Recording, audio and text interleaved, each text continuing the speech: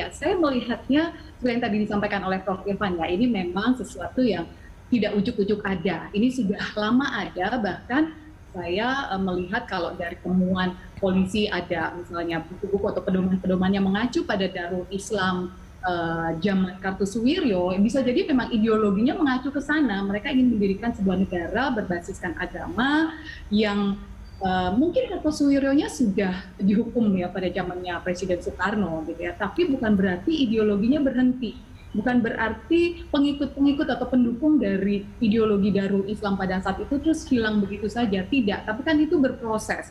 Bahkan sampai ada katakanlah ada Jemaah Islamiyah Indonesia pada saat tahun 80-an, 90-an itu menunjukkan eksistensinya gitu ya, dengan Abdullah Sungkar sebagai pemimpinnya, kemudian antara JII dengan FII itu kemudian pisah karena berbeda haluan, berbeda cara, dan sekarang muncul boleh dibilang neo-NII gitu ya, atau Khilafatul Muslimin. Ini sebenarnya kan satu rentetan peristiwa proses yang sejak awal ketika Indonesia berdiri, benih-benih ini memang sudah ada, ideologi seperti ini sudah ada gitu, sehingga kemunculan Khilafatul Muslimin bukan sesuatu yang seharusnya mengagetkan gitu. Ini memang sudah ada, hanya saja momentumnya ketika mereka melakukan konvoi itu mereka memanfaatkan saat-saat di mana sepertinya pemerintah tidak terlalu mengawasi mereka. Walaupun seperti tadi disampaikan oleh Pak Irfan, bukan berarti pemerintah tidak tahu, bisa jadi memang sudah tahu karena benihnya sudah ada kok dari awal gitu. Hanya pergerakannya selama ini mungkin tidak belum dilakukan pengawasan karena dianggap belum melanggar hukum mungkin ya,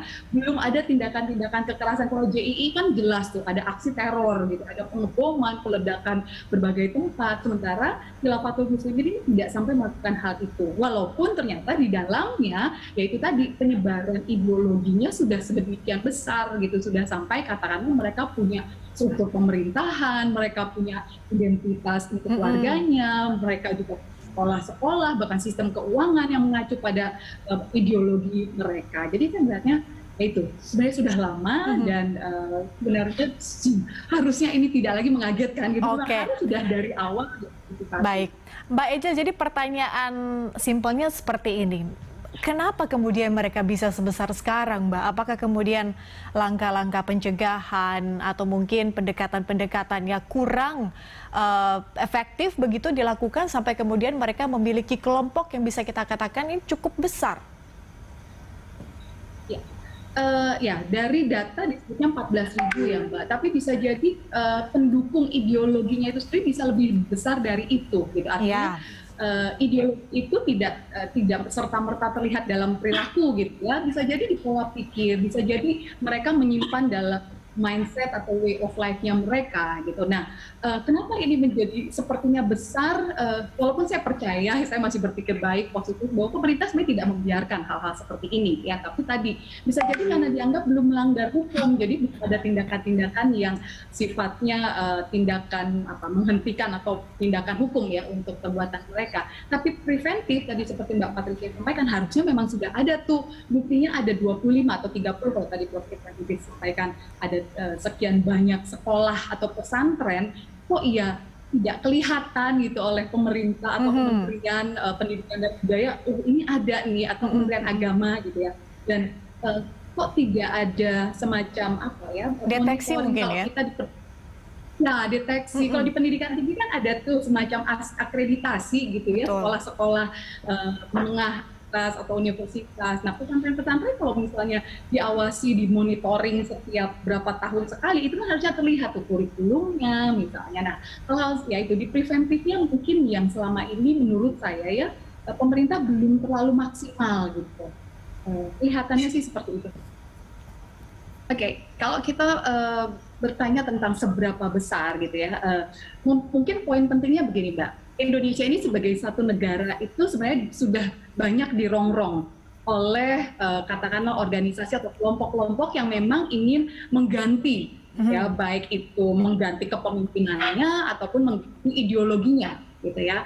Nah, macam-macam, mulai dari misalnya pernah ada partai komunis, kemudian ideologi agama, dan kita nggak tahu ke depannya akan seperti apa gitu. Mungkin ada lagi ideologi-ideologi lain. Poin pentingnya adalah masalahnya Khilafatul Muslimin atau apapun, katakanlah JII seperti yang tadi saya sebutkan, itu tuh memang basisnya sudah sejak awal ada dari tahun 1948.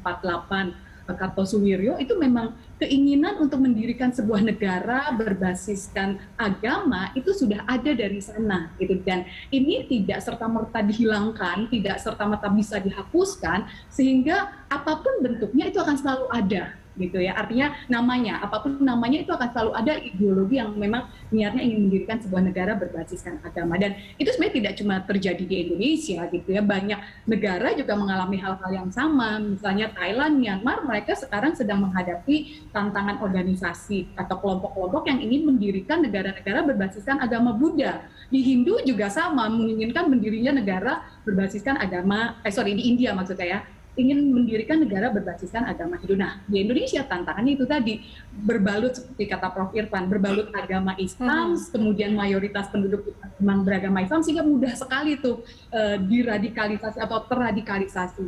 Nah, cuman kan ini menjadi masalah, walaupun saya lihat ini, Khilafatul Muslimin ini kan sifatnya lebih inward looking ya, lebih ke dalam.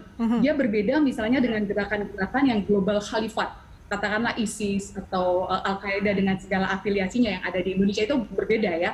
Mereka kan memang ingin mendirikan sebuah kekhalifahan yang sifatnya regional atau internasional. Sedangkan Khilafatul ini kan basisnya memang sangat rooted lokal, domestik di Indonesia.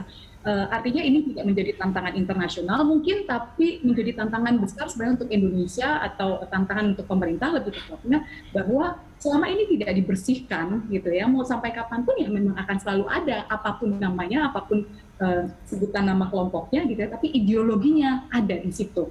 Itu yang harusnya bisa dibereskan. Beda skala tapi tantangannya sama ya, Mbak Angel ya? Betul, betul. Nah, bicara misalnya skalanya, itu memang perlu dilihat dari kekuatan pendukungnya, berapa besar jumlah pendukungnya, berapa banyak logistiknya, dan bagaimana cara yang akan mereka lakukan. Gitu. Biasanya sih pengalaman misalnya banyak negara kalau dia didukung oleh militer, misalnya kemungkinan bisa terjadi kudeta. Gitu. Tapi kalau Khilafatul Muslimin ini kan, kalaupun ada katakanlah dibentuk semacam askariyah itu, tapi dia tidak yang sifatnya lebih defensif tadi, karena sifatnya hanya inward looking, tidak untuk outward looking yang sifatnya melakukan kudeta misalnya, mungkin tidak sampai ke sana. Ya, kalau ke masyarakat yang paling mendasar tentu dari pendidikan. Karena pemahaman tentang ideologi, apapun ideologi itu dimulai dari mindset gitu ya, pendidikan, pembelajaran tentang apa sih negara kita ini, negara Indonesia, kemudian bentuk negaranya seperti apa, dasarnya seperti apa, undang-undangnya bagaimana. Nah, itu yang harus ditanamkan sejak awal gitu ya. Dan itu bicara kalau pencegahan. Tapi kalau untuk Khilafatul Musliminnya sendiri, tentu saja dalam hal ini pemerintah harus jelas gitu ya.